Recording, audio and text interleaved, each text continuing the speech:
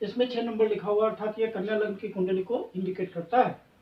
1 मई को जो गोचरीय परिस्थितियां वो आपकी कुंडली पर लगाया हुआ है और जो महत्वपूर्ण गोचरीय परिवर्तन है उसको यहाँ डिस्प्ले किया हुआ है। आपके लग्नेश होते हैं बुधदेव, जो कि सबसे इंपॉर्टेंट होते हैं, आपके रिजल्ट्स को कैरी करते हैं। यदि ये आपके ओरिजिनल नेटल चार्ट में मजबूत स्थिति में है तो आपके लिए रिजल्ट लाएंगे पॉजिटिव। बुधदेव सप्तम भाव पे गोचर कर रहे हैं, नीच की राशि में गोचर कर रहे हैं, लेकिन अपनी उच्च की राशि को देख रहे हैं, तो इनका रिजल्ट अच्छा रहेगा। आपकी पर्सनालिटी इम्प्रूव होगी, स्वास्थ्य ठीक रहेगा, विजडम बहुत अच्छी रहेगी, सोचने समझने की क्षमता बहुत उम्दा किस्म की होगी। आपको सिर्फ ये ध्यान रखना है कि जो भी डिसीजन लें वो सोच समझ के लें, जल्दीबाजी में डिसीजन ना लें।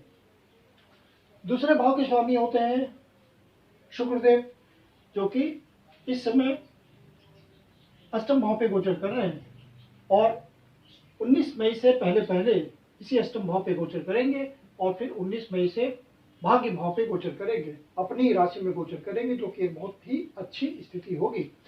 जब अष्टम भाव पे गोचर करेंगे तो यहाँ से धन भाव को देखेंगे, संचित निधि को देखेंगे, कुटुंबजन को देखेंगे, आपके आचार व्यवहार को देखेंगे, तो अचानक आपको कोई धन की प्राप्ति हो सकती है। क्योंकि शुक्रदेव अष्टम भाव पे गोचर कर रहे हैं, तो आपको कोई अचानक से किसी तरह की लाभ की प्राप्ति भी हो सकती है और कोई लीगेसी का मामला फंसा हुआ होगा तो अचानक से सॉल्व भी हो सकता है। दूसरे के धन का मैनेजमेंट करते हैं, वहाँ आपको सफलता मिल सकती है। इंडस्ट्री चलाते हैं, फैक्ट्री चलाते हैं, प्रोडक्शन करते हैं, कोई नई प्लानिंग करते हैं, प्रोडक्ट बनाते हैं, तो वहाँ आपको सफलता मिल सकती है। अचानक से आपका रिसर्च और डेवलपमेंट का काम पूरा हो सकता है। अनायास ही कोई शुभ समाचार मिल सकता है सक्सेस का।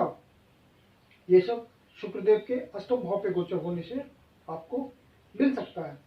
और शुक्रदेव फिर जब 19 तारीख से वृषभ राशि पे गोचर करेंगे, भाग्य भाव पे गोचर करेंगे, तो भाग्येश की स्थिति बहुत मजबूत हो जाएगी। शुक्रदेव भाग्येश के रूप में बहुत बढ़िया रिजल्ट देंगे आपको।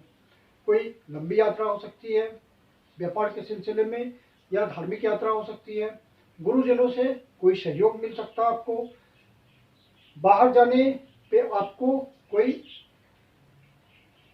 किसी प्रकार की सफलता मिल सकती है, कोई आपका कार्य सिद्ध हो सकता है। यहाँ 1 मई से गुरुदेव गोचर करेंगे भाग्य भाव पे और आपके शुभ भाव के स्वामी हैं और आपके सप्तम भाव, यदि आप बिजनेसमैन हैं तो बिजनेस के भाव के स्वामी हैं। तो लाइफ पार्टनर के साथ आपका संबंध बहुत अच्छा चलेगा, क्योंकि गुरुदेव भाग्य भाव में है और भाग्य के थ्रू आपको फल मिलेगा। लाइफ पार्टनर के साथ संबंध बनाने में आपको लाइफ पार्टनर के साथ मधुर संबंध बनाए रखने में गुरुदेव आपको सहयोग करेंगे। इस समय जो अविवाहित लोग हैं वो यदि प्रयास करें अपनी मैरिज के लिए तो कोई सूटेबल रिश्ता मिल सकता है। किसी प्रकार के लव अफेयर में है तो वहां भी आपको उसको शादी में कन्वर्ट करने में यदि प्रयास करेंगे तो सफलता मिल सकती है। तीसरे भाव के स्वामी होते हैं मंगल देव। यह भाव आपके प्रयासों का होता है, रिस्क टेकिंग का होता है।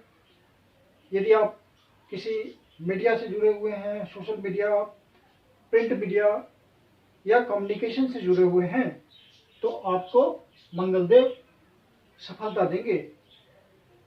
केंद्र भाव पे गोचर कर रहे हैं और यह पब्लिक इंटरेक्शन का भाव होता है, तो आपके स्टेटस में वृद्धि हो सकती है, कोई सामाजिक प्रतिष्ठा मिल सकती है आपके प्रयासों से।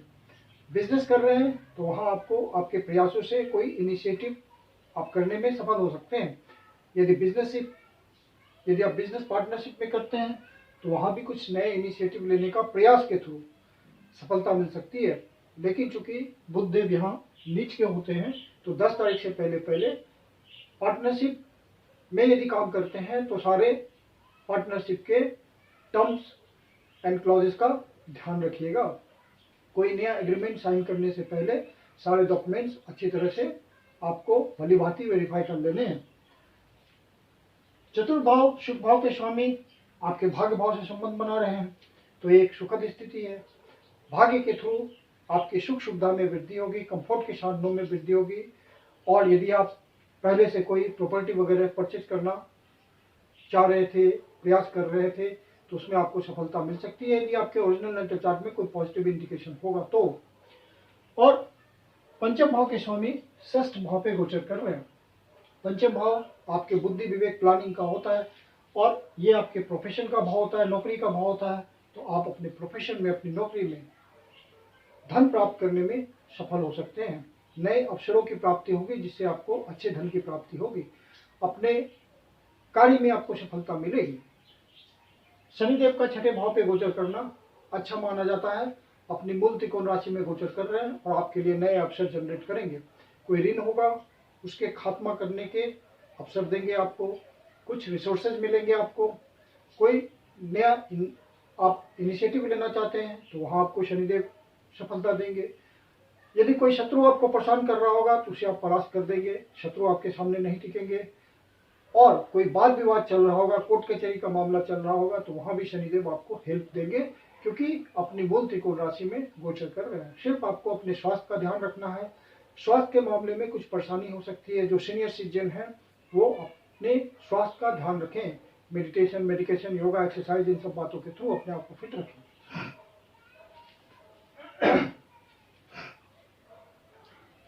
छठे भाव के स्वामी खुद शनिदेव हैं, तो इस भाव का आपको अच्छा रिजल्ट मिलेगा। जो छात्र प्रतियोगिता परीक्षा की तैयारी कर रहे हैं तो वो अपने उत्साह से लगे रहें और वो बुद्धि विवेक का सही से प्रयोग कर पाएंगे अपने कॉम्पिटिशन्स में। और इस दौरान यदि इस माह में कोई कंपटीशन होगा और आप नौकरी के लिए प्रयास कर रहे होंगे तो यदि आपके ओरिजिनल नेटल चार्ट के हिसाब से कोई पॉजिटिव इंडिकेशन होगा तो आपको सफलता मिल सकती है, नौकरी की प्राप्ति हो सकती है।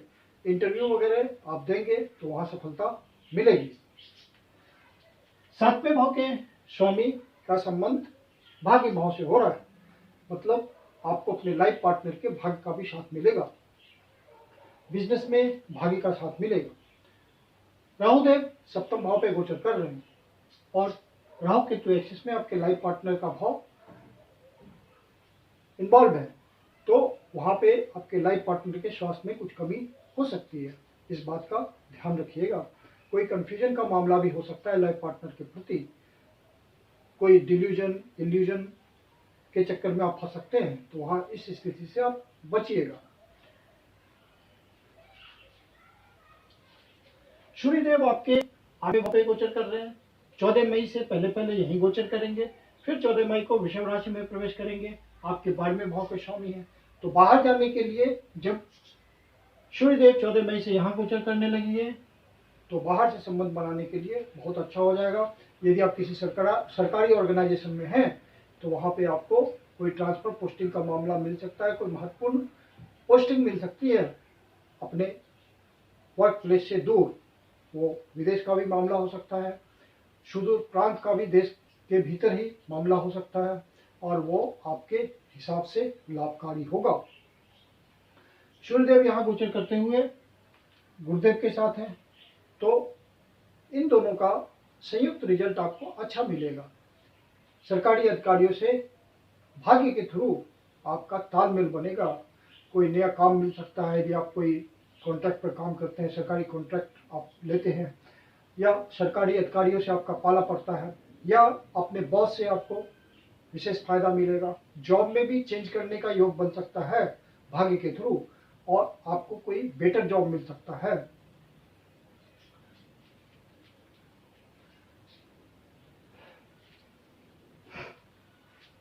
बुधदेव 10 मई को 8वें भाव पे गोचर करेंगे और आपके 10वें भाव के स्वामी हैं और आपके लग्न के स्वामी हैं। तो आपको अपने प्रयास को सिर्फ बढ़ा देना है, रिजल्ट तो आपको मिलेगा ही। सिर्फ इतना ध्यान रखना है कि प्रयासों में कमी ना हो। इस बात का ध्यान रखेंगे तो आपके लग्नेश आपको अच्छा रिजल्ट देंगे।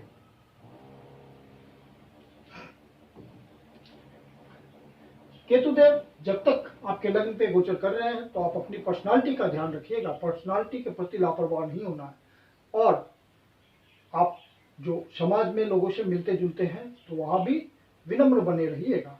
अर्थात केतु जिस भाव पे होते हैं वहाँ आपको ध्यान रखना पड़ता है लिविंग सिग्निफिकेशंस का, तो आप अपने लिविंग सिग्निफिकेशंस का ध्यान रखिएगा ताकि केतु देव से आपको बढ़िया रिजल्ट मिले। और केतु देव आपको रिजल्ट देंगे लगनेज के हिसाब से, इसका मतलब है आपको अच्छा रिजल्ट मिलेगा केतु देव का। चंद्रमा देव आपके लाभ भाव के स्वामी है, तो आपको लाभ तो देंगे ही। उनके ओरिजिनल नेटल चार्ट में कैसी स्थिति है, वो अच्छे घरों से संबंध बनाए हुए हैं, केंद्र या त्रिकोण से उनका मामला बनता है, या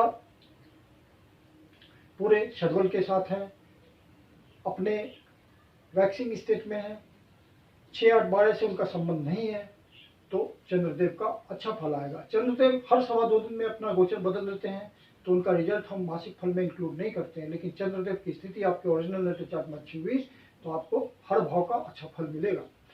चंद्रदेव 6ठे भाव पे गोचर करेंगे 2 और 3 तारीख है, तो इन 2 दिनों आप ध्यान रखिए किसी तरह का वाद विवाद ना हो, किसी तरह की आपके मन में निगेटिविटी ना हो, और बिल्कुल स्वस्थ माइंड से आप काम करते रहिएगा। जरूरत पड़े तो मेडिटेशन का सहारा लीजिए।